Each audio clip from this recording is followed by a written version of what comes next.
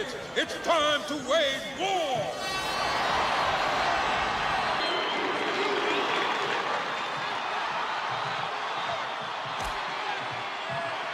All right, come on, Tommy, do what you was told. In and out, side to side, don't eat the jab. Now, you knocked him down. Why don't you try knocking me down now? No, in the ring. Tommy Gunn only fights in the ring. The Stars and Stripes, and weighing in at 221 pounds, he's from Kansas City and brings an excellent professional record of 31 victories with 27 KOs, only one defeat. Introducing Tommy the Duke Morrison. Now Williams is holding behind the hip, but he's not punching. Now it's for survival. It's driven back against the ropes, and Carl Williams trying to weather the Morrison assault. To the kill now. Big hook by Williams. Williams looked over at Mills Lane as he takes these bombs. Ladies and gentlemen, referee Al Munoz reaches the count of 10 at 2 minutes, 59 seconds of the very first round. The 11th time this gentleman has first round KO. His record now 18-0, 16 KO. The winner, Tommy the Duke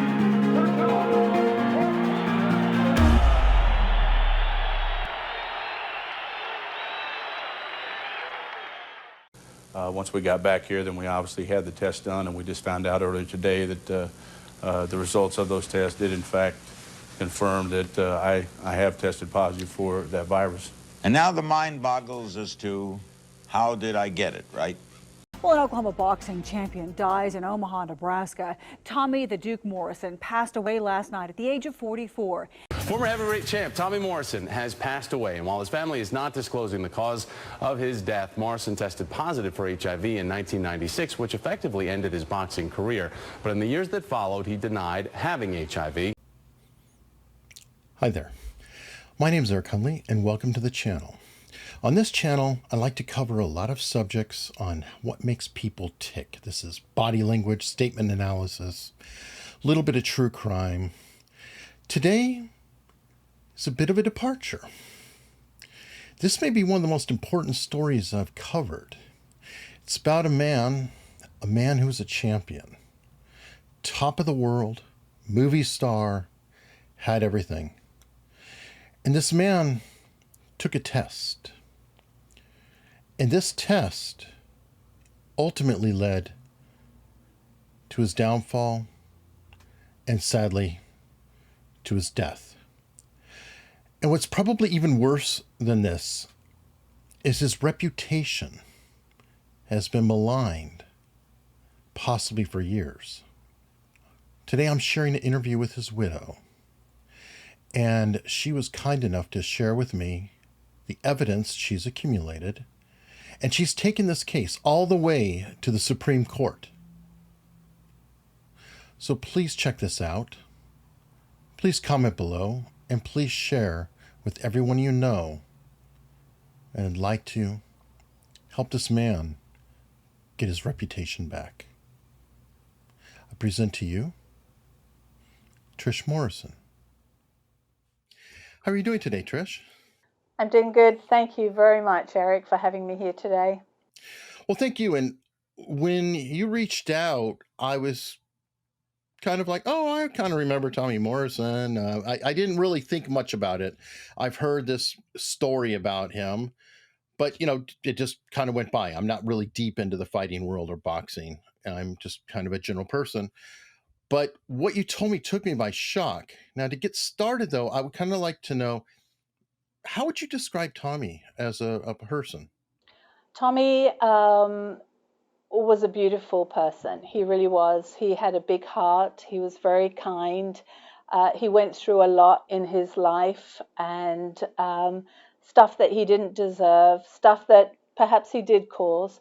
But he was a very generous guy, and everybody that met him really loved him. He had a great personality.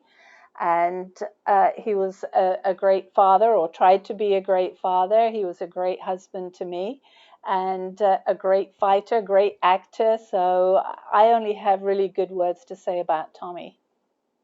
Okay. Now, some of this occurred before you met him, right? Correct. I'm guessing you met him after the 90s. In person, I met him after the 90s. I met him in 2009, but I was actually in Las Vegas in 1996 at the same time. I just did not personally meet him. Oh, fascinating.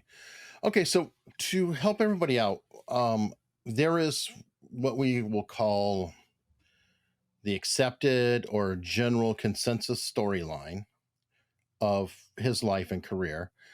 And then there's a reality. So I would love it if you could go through what the general timeline is, or generally accepted timeline, and then we'll go back and pick it apart. Okay. So what is being portrayed in the media is that Tommy got diagnosed with HIV in 1996 by the Nevada Commission and Quest Diagnostics, and he was immediately suspended worldwide indefinitely from boxing.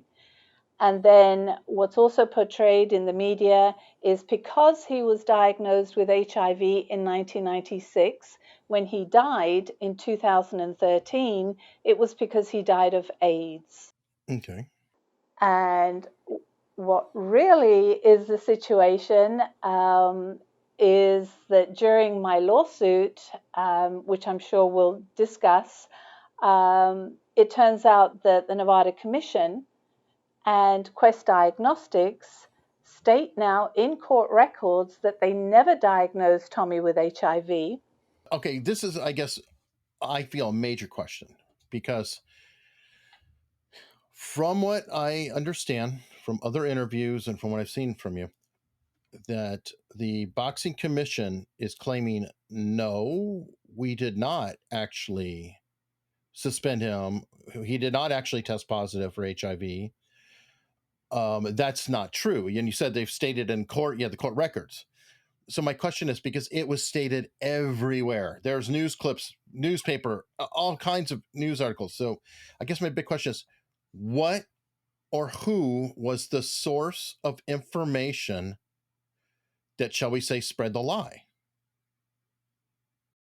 It's hard to explain, Eric, but Quest Diagnostics, the lady that supposedly made the phone call, is married to somebody in the media in Vegas, right? Are you following me? Okay, so her name is Elizabeth Aioli, and she works for Quest Diagnostics, and she's the one that supposedly called the Nevada Commission and said that Tommy's results were positive for HIV. Apparently, the media was swarming already at the hotel before Tommy was even told he was HIV positive, right, by his promoter. So the only connection I see, to answer your question, is that Elizabeth Iola told her husband, who got it out in the media, right? And they've stayed with that narrative. And Kevin Aioli actually works for Yahoo Sports. I mean, he's pretty big in Vegas and a good friend of Mark Ratner's. I mean, it's a very close-knit community there in Nevada. So that is how it got out in the media, even before Tommy was told. And then they produced documents stating that they never indefinitely suspended Tommy from boxing. And also, I have a post-mortem report that was done by experts in the field of virology and microbiology showing no HIV. And I have test results from various physicians showing that he had no AIDS diseases in him whatsoever. So there are two sides to this story. And the side that I'm trying to get out there is the truth, as supported by scientific evidence. Okay, now I did watch the 30 by 30, and they go into a lot there. They do bring up that there is a controversy over the whether the test results are there or not, and they state the contention of doctors will state that people don't actually die of the AIDS virus, quote unquote. They die of an ancillary disease that it's not covering. Now, you just said that he did not have any AIDS diseases. Is that what you were speaking of? Is the commonly, the common diseases that one would have when they die after being diagnosed with AIDS? He didn't have any of those? Right, correct. Yeah. As it's been told since 1984 when the when HIV came out, that if you had HIV, it would progress into AIDS.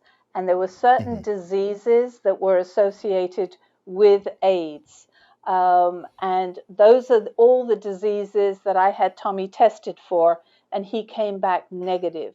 They pushed very hard on that. They also pointed out, and I want to make sure I clarify, because there is a mugshot and a video portion that they showed in the 30 by 30 that had him looking very gaunt.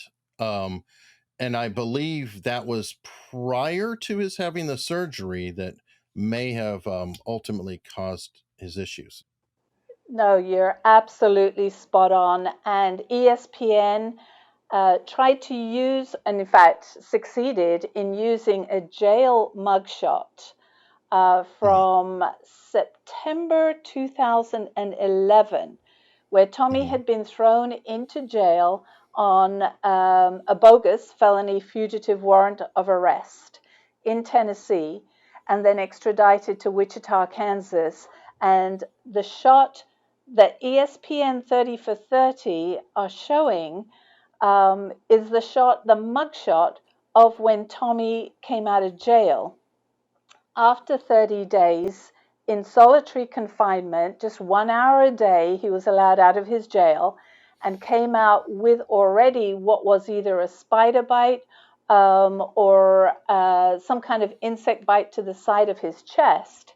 And that was the mugshot portraying him as ill, extremely ill, after coming out of jail.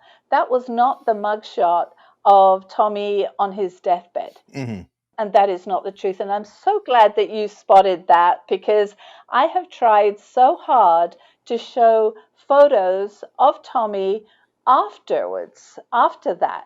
And, people just brush it off. Do you happen to have the first mugshots? On that felony fugitive warrant of arrest. It was a sealed warrant.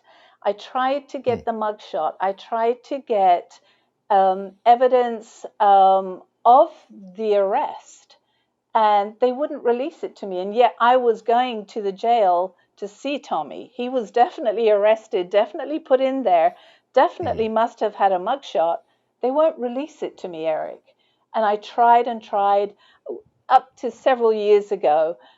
It's not been a priority until you've mentioned it again.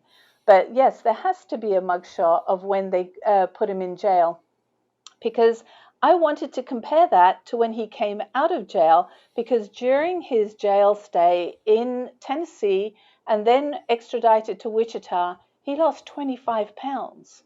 Right? That's okay. He got that insect bite on the side of his chest that was not attended to. And in fact, I went a little further, and I know I'm going off your topic about the photo, but to me that was an important part.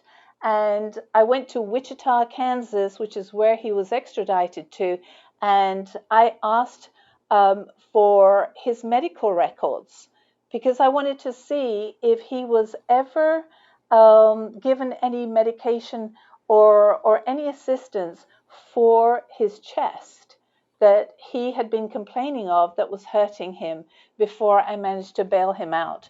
And I got that paperwork. Shows nothing was done for him while he was in jail. Interesting. I'm curious if he was considered publicly as HIV positive. Were they giving him prescription medication or any kind of treatment for the condition while he was in jail and outside? No. No, they were not.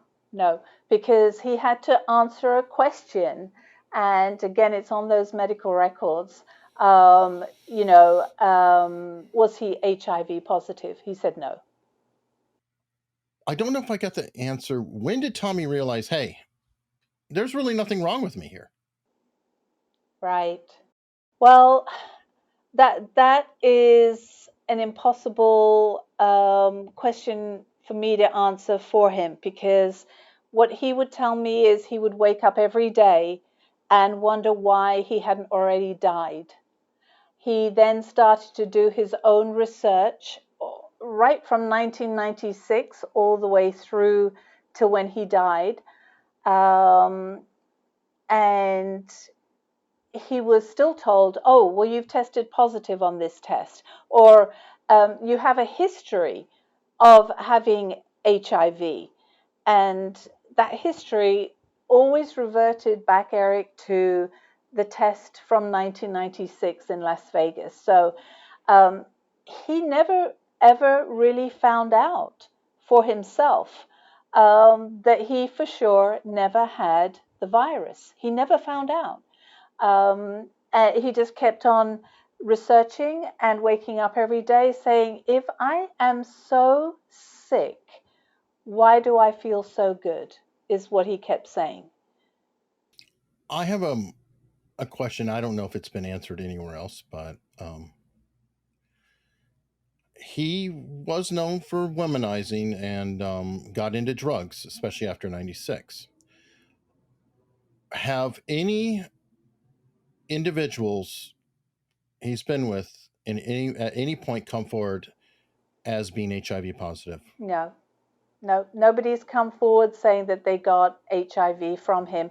In fact, there was big media, I think, you correct me if I'm wrong, somewhere like 96, 97, where they opened up all these so-called HIV testing places where women could go to. And nobody has brought anything forward. Nobody. There's no test result of anybody that he's been with. Nobody has made contact with me. Nobody has made contact with the defendants. Nobody. From what I've seen, Eric. Has anyone ever asked you that question? No. Nobody actually has ever asked me personally that question. I've seen it out there on Facebook posts. And in fact, what I've seen out there is, hey, nobody's ever said that they had HIV from Tommy. So I haven't brought it up further. 30 by 30 interviewed his family. And I was very surprised that his mother said that he told her that he thought he had it before he was ever tested. We had talked about this before. Talked about what? The HIV. He knew before? He suspicioned. He did not know for sure. But we talked about it. He knew in his own mind he had it. That honestly confused me. And have you ever spoken to him about that? Or did you ever speak to him about that, and why? No, that's the first time that I'd actually heard her say that, right? And I've only seen the ESPN 30 for 30 once. I was actually not invited to the opening of it. Now I know why. So it's the first time I've ever heard her say that. And then my follow-up question would be, okay, well, if you knew about this, that he had the virus, then how come it didn't come out earlier, right? So I've seen that clip, yeah.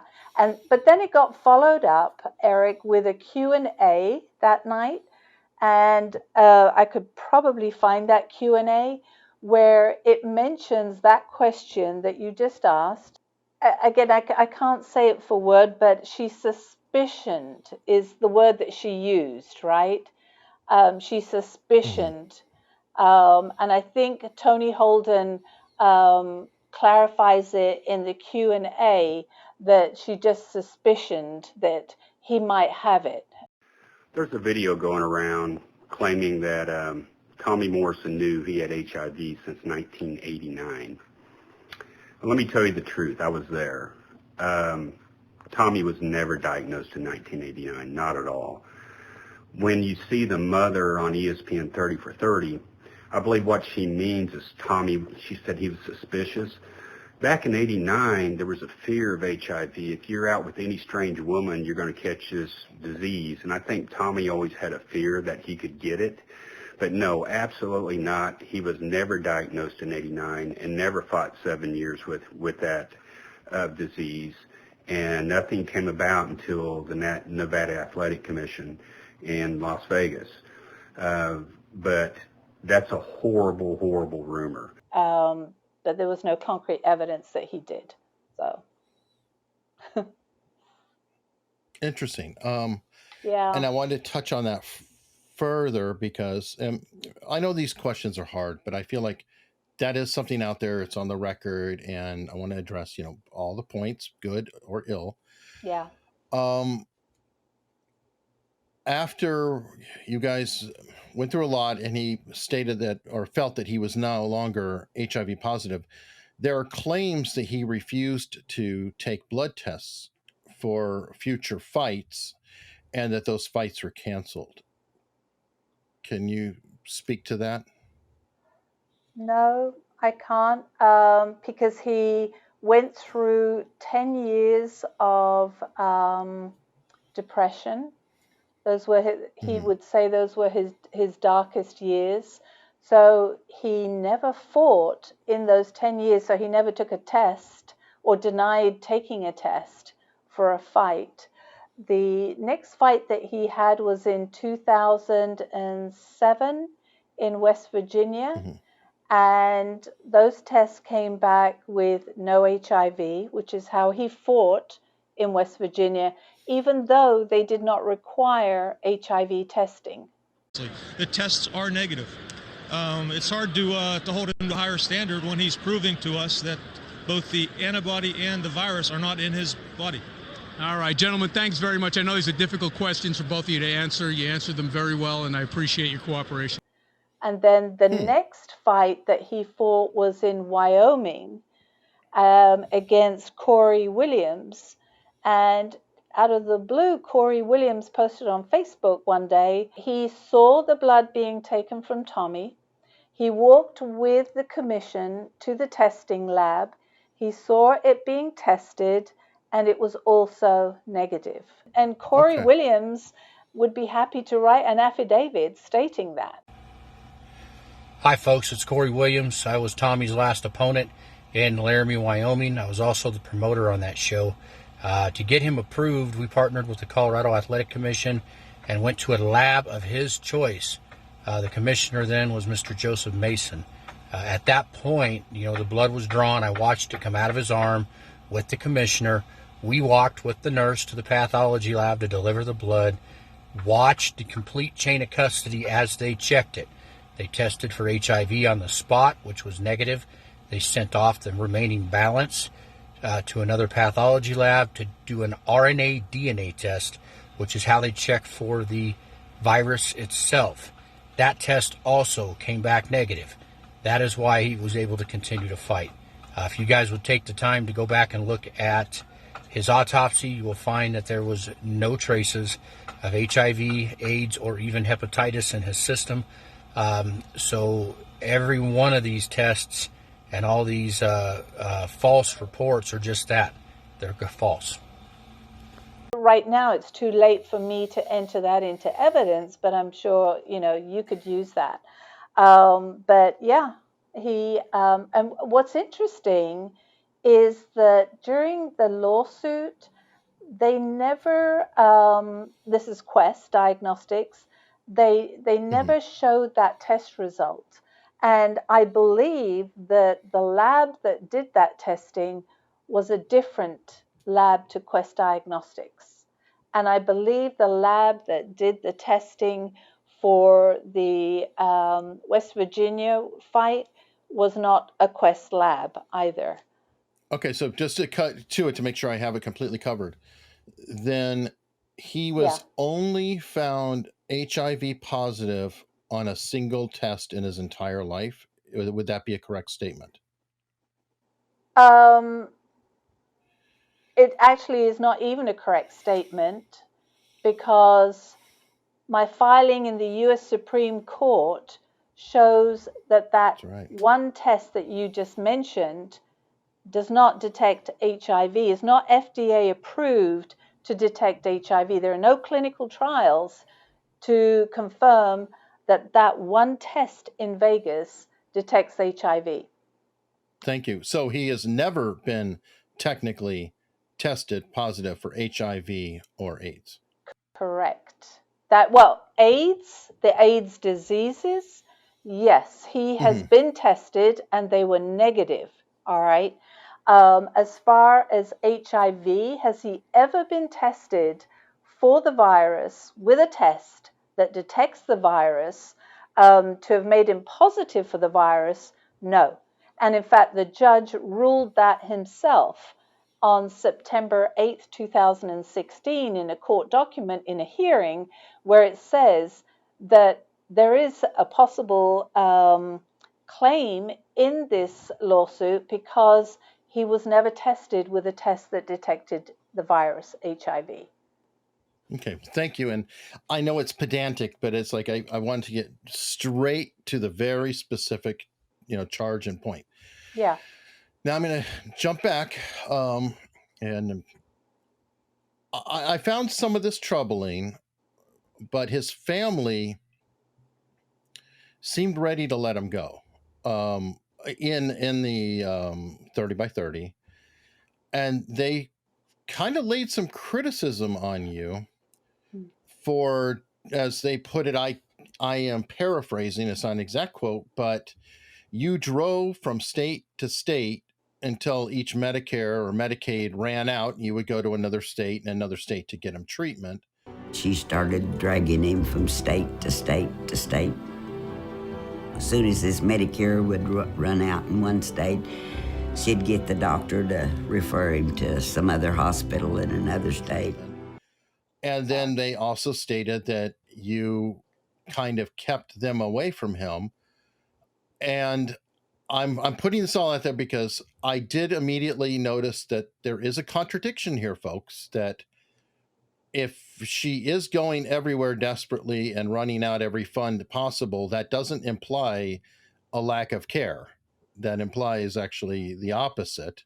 Yeah. And can you tell me what was going on? And I apologize for a sore subject. Yeah. It was a sore subject in the fact that, body language will tell you that there is something I have not told, because really it was nobody's business, right? But to prove ESPN 30 for 30 wrong, is that in Tennessee, Tommy's mother came and stayed with us for 2 months after the surgery. And we had a physician, a private physician, that would come to our house every day. And so he got excellent care there. And this was after the gauze was found in his chest. So we got private care. The physician came every day and tested him. Also arranged for PT and OT, to get Tommy walking and talking again. And physical therapy and occupational therapy? Yes, correct. Yes. Okay. One day, the physician, the home health physician, came to me with results of a test he had done on Tommy, and it showed in his system that he had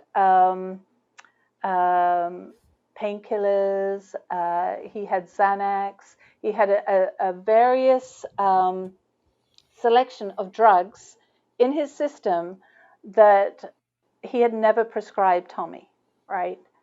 And ends up that those were his mother's prescription drugs. And she was actually giving them to Tommy. And that could have possibly have killed him. And the physician, and I do have this in writing because he wanted me to sign a contract that if he continued to look after and care for Tommy at our residence as a private physician, that his mother would not be allowed to be in the house or to take care of him, because he was going to file felony charges against her for having provided him with medication that was contradicting everything else he was prescribing.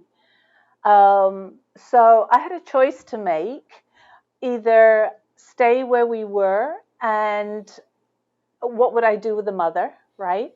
And again, that was his own mother, but at the same time, I'm listening to a physician that says she cannot be around. She cannot be in the same place because she is giving him drugs, right, that are not good for him and that could kill him. So, so his mother went back to Oklahoma, and for, I think, back surgery or a doctor's appointment. And so I had to make the decision to take Tommy to somewhere where he could get wound care, because remember, he's got a big gaping wound on the side of his chest that I still needed to have work done inside so that it would close up naturally, because it had not been stitched up on the outside after we had pulled the 12-foot of gauze out. So I decided, okay, it's time to go back to Kansas. And we were from Kansas. We originally lived in Kansas, but came down to Tennessee so that Tommy could see one of his sons grow up, right? Which didn't work out very well. So we were literally going back to where we came from, which was actually 3 hours away from his relatives, 3-4 hours away, as opposed to 10 hours away. So that part of ESPN really upset me, because we were actually coming closer back home. Well, we never made it to the wound care. Tommy coded on the freeway, and we ended up in Topeka. Excellent hospital. They got him back on track, but they were not wound care. So we were there in ICU for a little bit. I mean, when somebody codes, that is pretty serious. We were there for about 3 weeks, and then we were then moved to a facility in Kansas still, about an hour away, that was specific for wound care. And that's why they sent us to that facility to continue to have a lavage, is what they called it, where they really cleaned the wound out. And so we were sent there for that lavage. And then after the lavage treatment, we were then sent to Wichita, Kansas, which was another hour away, into a rehab hospital. And we were there, and he was still doing OT, PT at that hospital. But he had a feeding tube in him because it was taking too much energy for him to be fed through the mouth. And they wanted to make sure that he put on weight, and they inserted a feeding tube in Topeka before we left. So we're down now in Wichita at a rehab place that we were referred to go to. And we had a situation at the rehab place where the feeding tube leaked. And instead of the feeding tube going into his stomach, everything that he was being fed was going around the stomach. So nothing was going into his stomach. It was leaking around it. So we were then sent to ICU at a hospital, because remember, we're in a rehab. We're not in a hospital. We're in a rehab. They sent us to ICU because it was critical. It was a critical situation, and he needed to have his feeding tube replaced. And so they replaced it in this hospital, a good hospital, literally 10 minutes away from the rehab. And then we were there for It must have been about 2 weeks, and then it was a choice of where do we go to? Do we go back to the rehab hospital that had actually tugged on his feeding tube, and that's why it was leaking? Or do we go to another rehab where he could really get help for walking and talking is what he needed. So they referred us to Madonna Rehab Hospital in Lincoln, Nebraska, which is one of the very best rehabs. That's where a lot of athletes go. It's where a lot of brain damaged people go. Now, remember not remember because we haven't discussed it, but you probably have heard about it, when the nurse took out the 12 foot of surgical gauze.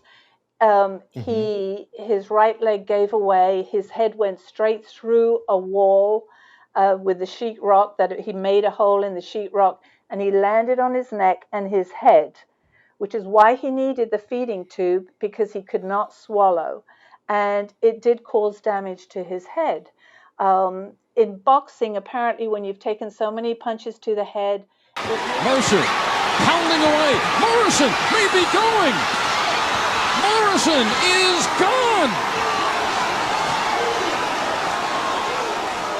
It may just be one stupid little hit to the head that might start to cause CTE, chronic traumatic encephalopathy. So we had to be careful also of brain damage as well. So we had to apply for this rehab. It wasn't that they took anybody. It's not like we said, oh, we're going to go. You had to qualify to go there. And Tommy qualified.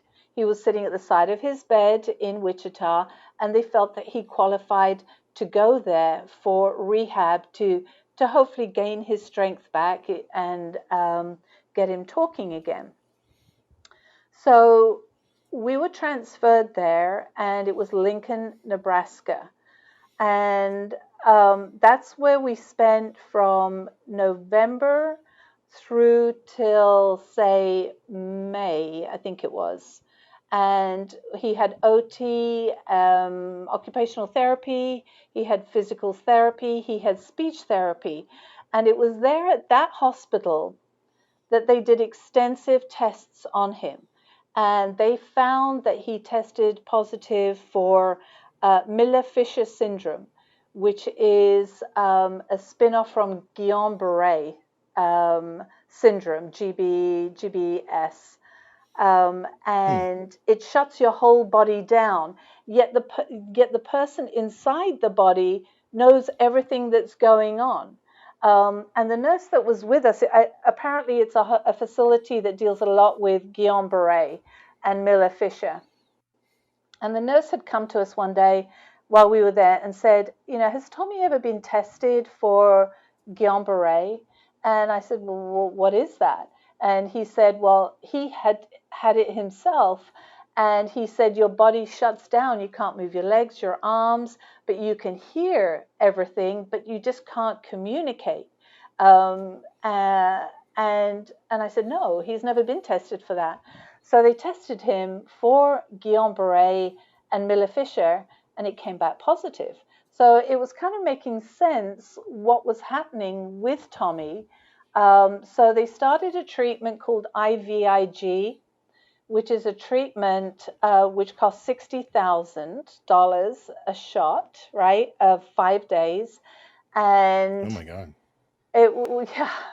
And we were covered by insurance. I had medical insurance, Cobra, and we got some type of a local Medicaid from Nebraska.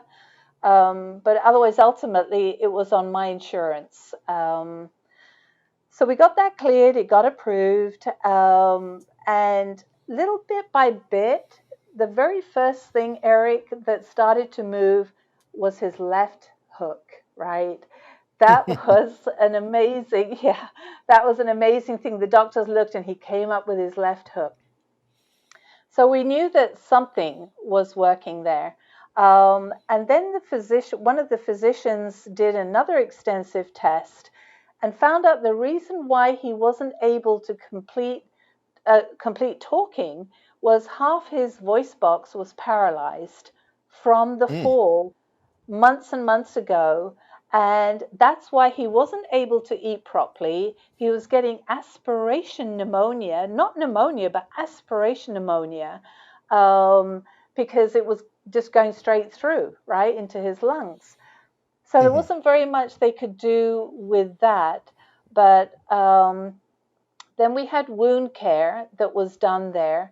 So things were looking good. And then they hung up a bag of IV nutrition for 3 days that didn't have electrolytes in them, right? And that was not good.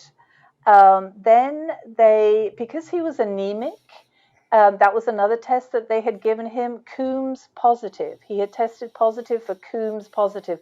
These are all autoimmune disorders, Eric, which he had never been tested for before, which if you look at some of the literature on the HIV tests, if you have autoimmune disorders, you will most likely test positive for HIV, but not have HIV, but you're triggering a false positive.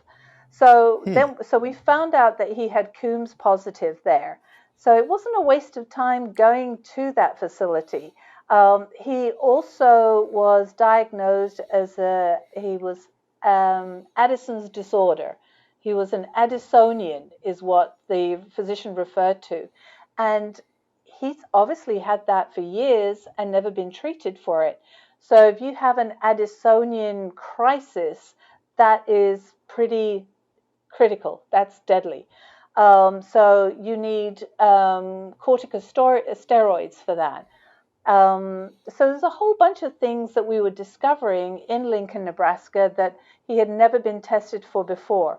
Then he unfortunately was, I wouldn't say overdosed, but he was given too much iron and he was given too much potassium. When you have too much potassium, that's deathly, right? So we were sent to the ICU unit at the hospital across the road because, again, we're in a rehab place.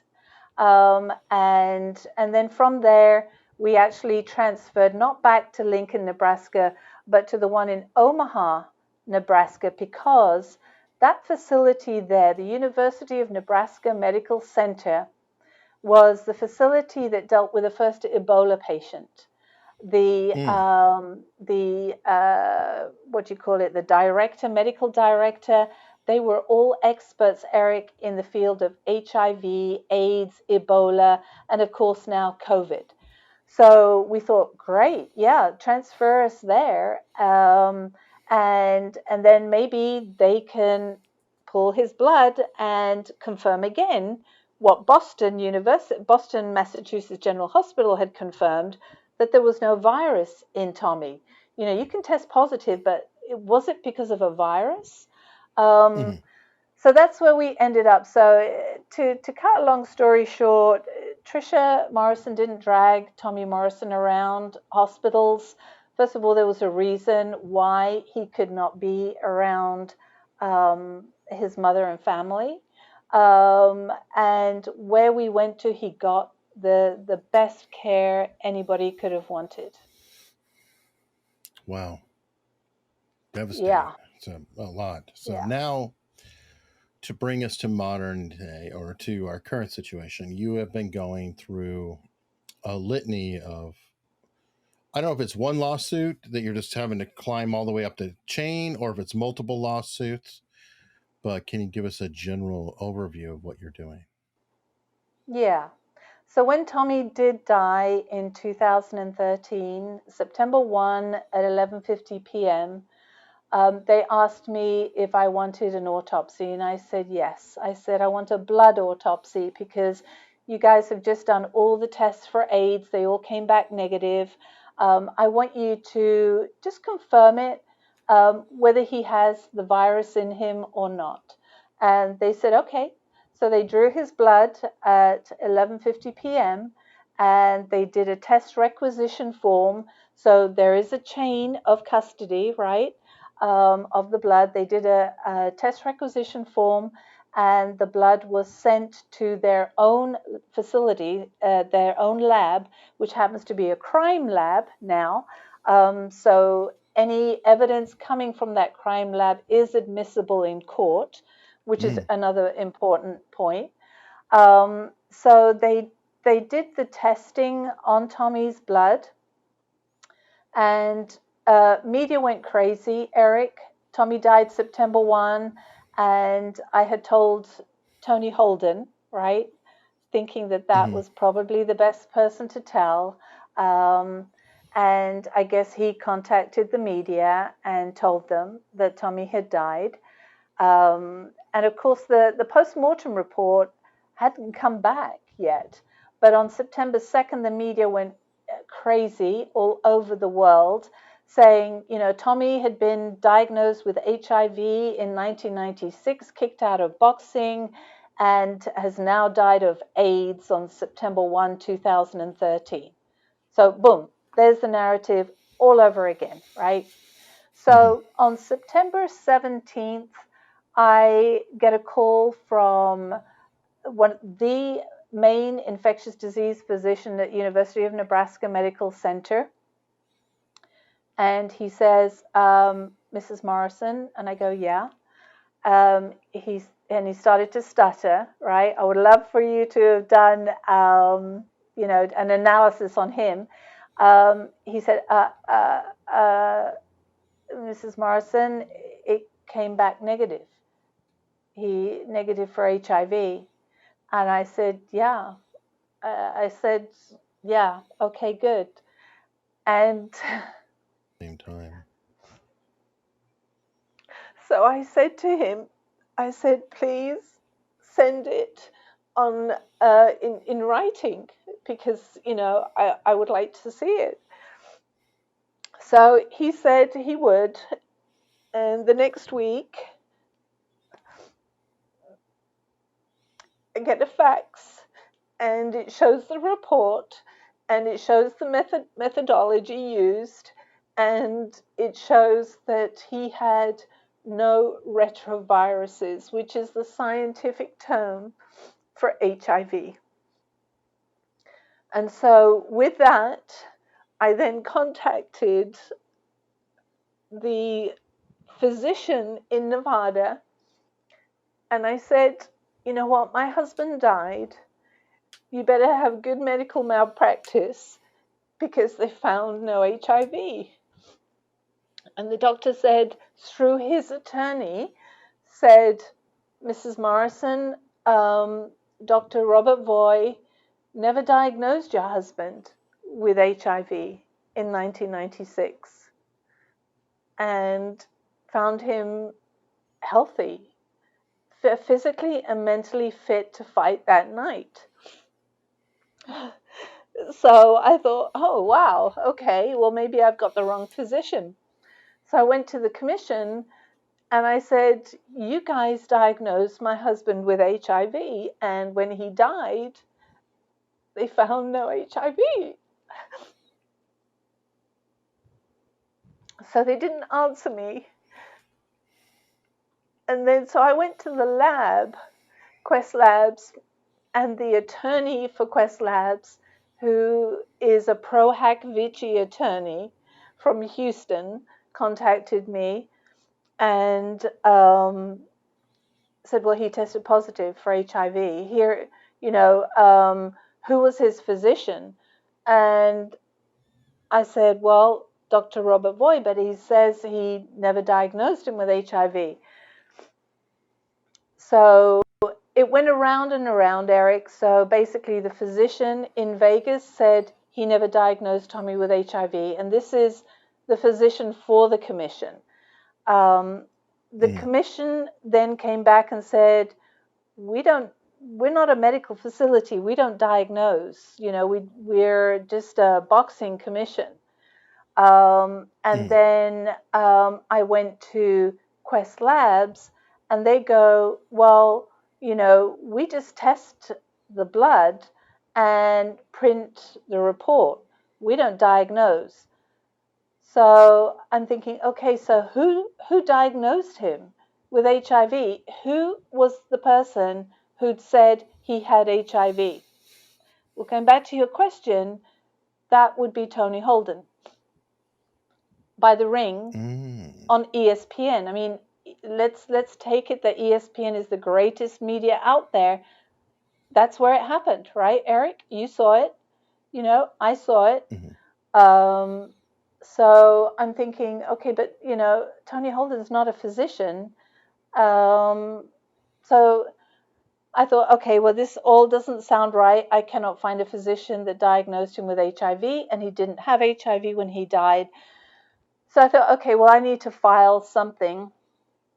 So I went to Vegas, and I was told that I would never find an attorney to go up against the Nevada Attorney General's office because it's such a close-knit community there, and they all brush shoulders with each other. The kids go to school with each other, that nobody goes up against the Nevada Commission.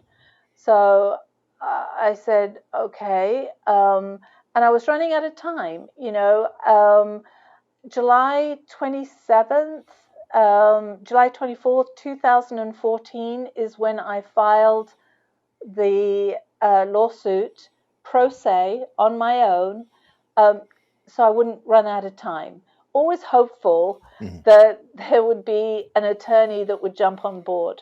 But the attorneys are scared, are literally scared of going up against the biggest lab in the world, Quest Diagnostics, and are not wanting to go up against the Nevada Attorney General's office. So I have filed that lawsuit since 2014. We're now talking on July 11th, 2022. It's the same lawsuit, Eric. It's done its rounds. It went in Vegas, and I'm filing all these documents, right? Learning how to file them. They're throwing back every type of motion that they could think of, and I'm researching the motions of how to respond back, and I'm responding back in time.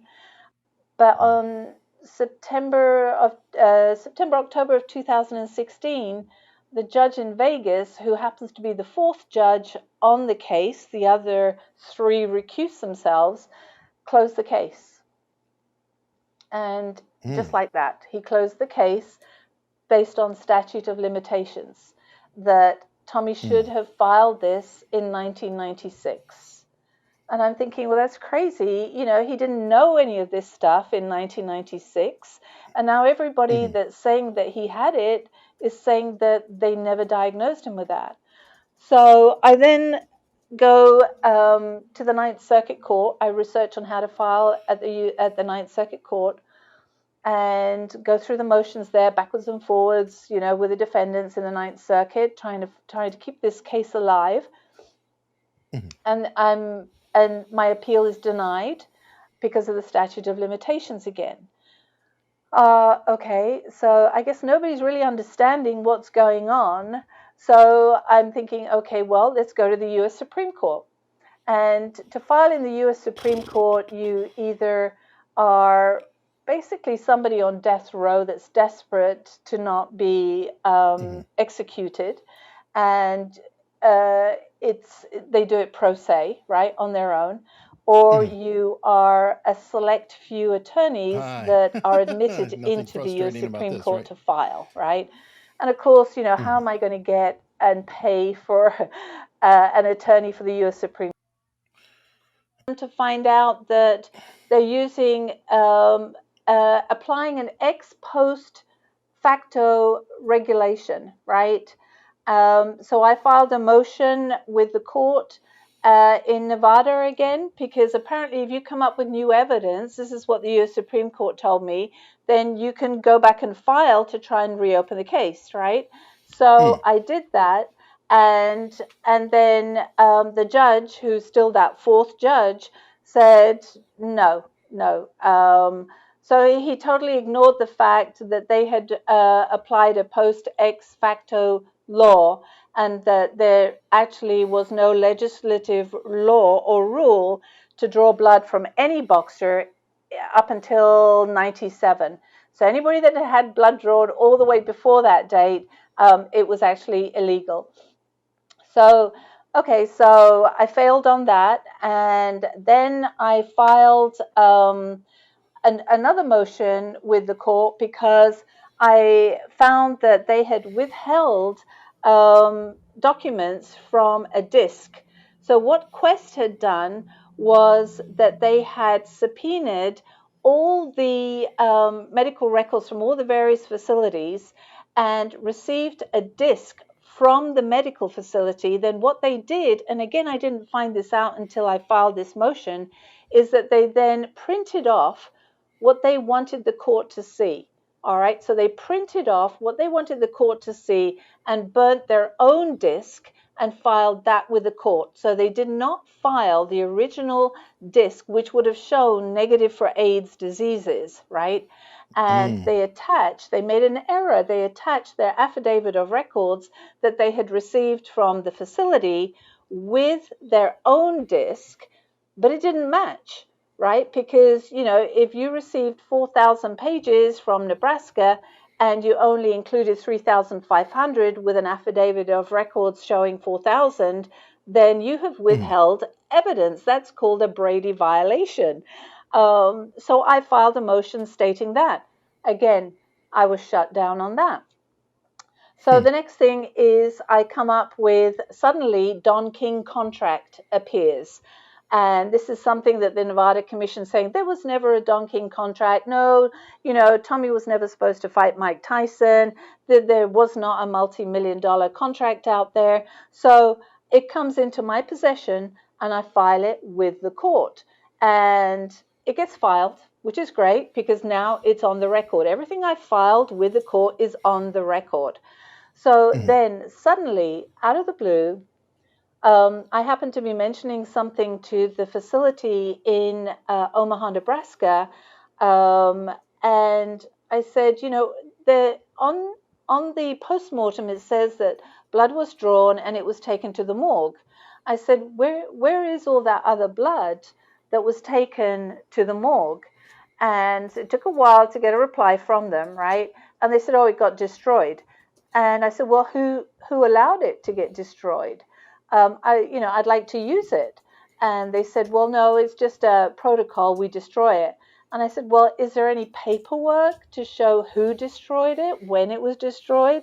Well, I never got a reply. But then I did get a reply from the facility in Nebraska. And they said, but we do have some preserved tissue belonging to Tommy. And I thought, oh, that is just amazing. And I said, okay, all right, just keep it there. Don't let it go. Do not destroy it. And I had everything on email. So I got a total email thread that in the facility in Nebraska, there lies a piece of preserved biological evidence belonging to Tommy in the form of preserved tissue. So I file a motion and wait 6 months. Of course, the defendants say, no, that tissue doesn't exist, and anyway, it's too late. And I'm going, no, it's not too late. You know, this is newly discovered evidence. So I wait about 6 months for a decision from the judge, again, the fourth judge in Vegas, and get denied, right? And I'm thinking, how can you deny my request for DNA HIV testing on this newly preserved tissue belonging to Tommy Morrison? Why would you want to deny that? Why would you not want to prove that what they had said in '96 to Tommy to kick him out, which they're now saying that they never said and that they never kicked him out, is not a test that was valid for HIV? It gets shut down. My appeal gets shut down. So I have 30 days to file an appeal. And I'm thinking, okay, I'm going to go for it again. I'm going to go back to the Ninth Circuit Court. Eric, this is still the same case, okay? Still got the same case number from Nevada. And so I get all my paperwork ready. I wait for my paycheck, and I want it filed on February 10th, which would have been perfect because that was a day before my cutoff date for a 30-day appeal to be able to appeal with the Ninth Circuit. So I get my documents ready. I've got my check so that I can pay for the appeal, because you have to pay for it. And I send everything off. And oh my goodness, if you say that this is quite a story, it really is. That next day or that night, a deadly polar vortex storm hits the Midwest, right? All the packages in Federal Express get delayed. 1.8 million packages get delayed at Atlanta Airport and do not move there for 5-6 days. Okay. One of the reasons is that what took priority was COVID, the vaccinations. The White House had an agreement with FedEx that they would use their planes, because this is an emergency, we're in a state of emergency for COVID, that their planes would still have to be able to take off and deliver vaccines all over the USA. All right, so I find that out, and I find out that my package did not arrive on time, and it was still, nobody knew where it was, but it was basically still in Atlanta. And I'm thinking, I've missed my deadline, because of a polar vortex storm, an act of God, COVID, right, a state of emergency, all because it didn't arrive on time. And so the Ninth Circuit Court said, well, it didn't arrive on time, so we can't accept it.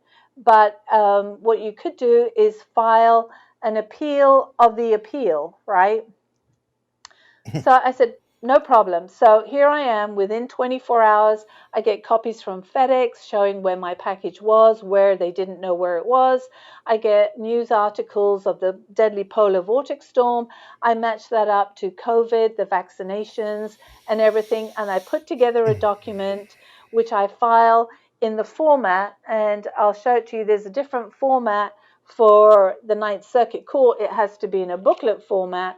I filed that with the Ninth Circuit Court, simultaneously filing the same documents but in a different font, in a different size page, with all the numbers down the side, in the Nevada Federal Court, the District Court, both at the same time. And I'm bouncing backwards and forwards, filing, pleading that this is an act of God to please accept my appeal. So, cut a long story short, as they always say, 6 months later, the Ninth Circuit Court is basically saying to the judge in Vegas, if you use this case law, you will be able to grant the appeal of the appeal, right? And if there's a reason for you not to be using that, you need to let us know, right? Kind of that's my kind of terminology, right? There's more legal terminology to that.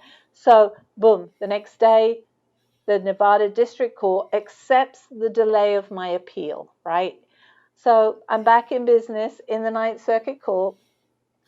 So then you're put on a schedule for your opening brief, their reply brief, and then response brief, and then your reply brief. It's a set schedule for the Ninth Circuit.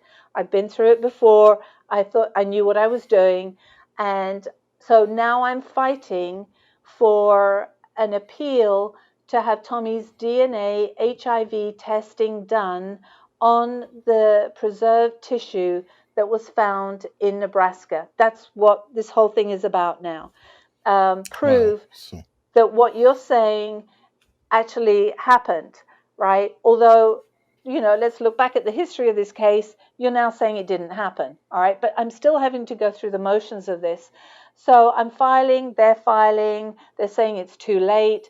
And so the Ninth Circuit Court shuts me down and says that I should have filed the DNA HIV testing within a year of when the judgment of the case took place. And I'm thinking, that's crazy. They applied a law that said it had to be tested within 1 year. So 1 year would be, by 2017, my statute of limitations would have run out for that piece of DNA HIV testing to be done. And I'm thinking, do these guys not understand what I'm trying to do here? So I respond, well, but there wasn't that piece of tissue in 2017. Nobody knew it existed then. You know, I'm actually bringing it forward to you as a newly discovered evidence. Too late. I'm too late. I should have done this back in 2017. So I'm thinking, okay, so now we go back to the US Supreme Court. So I file a petition for writ of certiorari, which is this book. Cost a couple of $1,000s to do this. And I plead for the appeal and the case to be reopened based on discovery of newly preserved tissue and the fact that the two case law that the Ninth Circuit had said was valid in my case was actually before the DNA Act came out, right? So in other words, my argument is that that case law that you've applied saying that I should have done this within a year of the judgment really got superseded by the DNA Act, which says, you know, if you find new evidence, the court shall test it, right? So I filed the writ of certiorari, and the defendants one of the defendants, which is the commission, file a waiver. And basically, it's not arguing with anything that I filed in my request for the petition. And then the others, Quest Diagnostics, file their reply, basically not arguing with anything I've said, other than it's untimely. I'm out of time. So then I file a reply to their reply, which is now in this booklet, which is another $2,000, right? And it then goes to conference. Our conference date was June 23rd, sandwiched between Roe versus Wade and the gun control, right? Right bang in the middle. There are 178, and I counted every single one of them, 178 petitions that were in front of the justices in closed doors. It's called a conference. 178 writ of certiorari, it's called, petition for rehearing. And not one of them got accepted, Eric. They had decided on like 3 or 4 other cases, turned down all the petitions for writ of certiorari, and then obviously we're dealing with Roe versus Wade, which then came out the next day. So it was a horrible time to be in conference on June 23rd. So now I have to file a petition for rehearing. And again, doing it pro se. And again, a petition for rehearing comes out again in a booklet format. This is another $1,800. And I have to file it by July 20th of 2022. So when whoever's hearing this, right? So by next week, I have to file the petition for rehearing. The chances are slim. The U.S. Supreme Court get about 7,000 or 8,000 cases a year, and they accept about 1%. And I think this year the justices promised the U.S. Supreme Court that they would hear 66 cases out of 7,000 or 8,000. You know, so the chances are very, very slim. But you know, I never give up hope, right?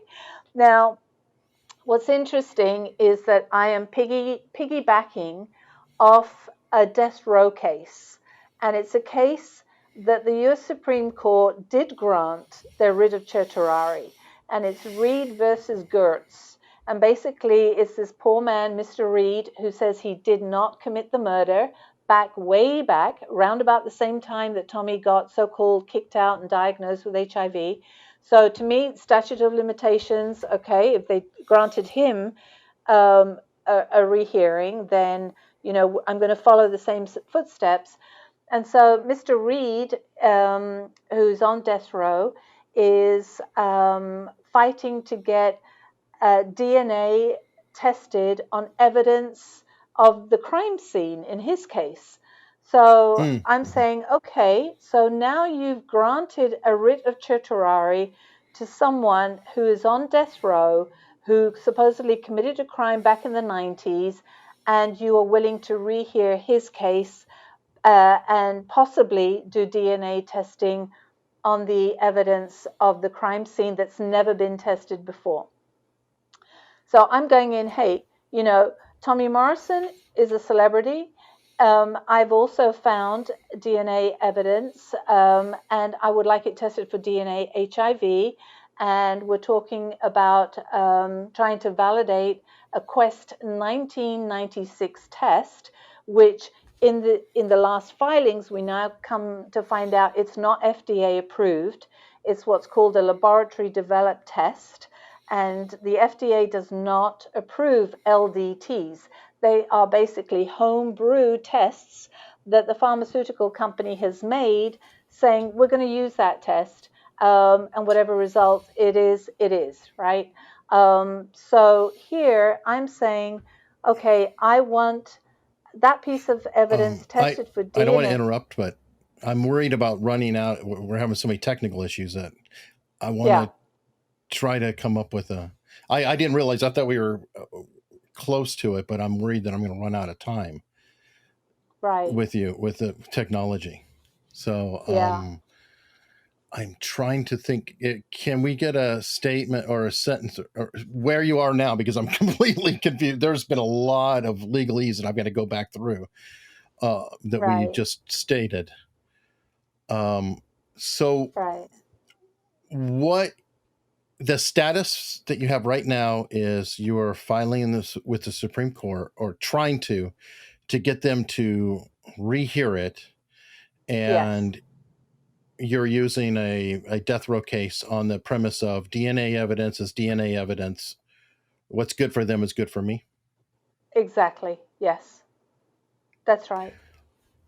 Fantastic. Now, I am hoping that you can do that. It sounds like you have a daunting challenge ahead of you. I mean, and literally days. We're recording July 11th right now, and wow, I hope with all the experience that you have right now, you're able to pull this off, because it sounds like you have had quite the legal education. No, I studied to be a paralegal. I did a 2-year course. I wanted to know about the legal system out here. I did a 2-year course in 3 months. I found it completely interesting. But no, I've learned a lot. I've learned a lot from the defendants as well. But I have my brief ready.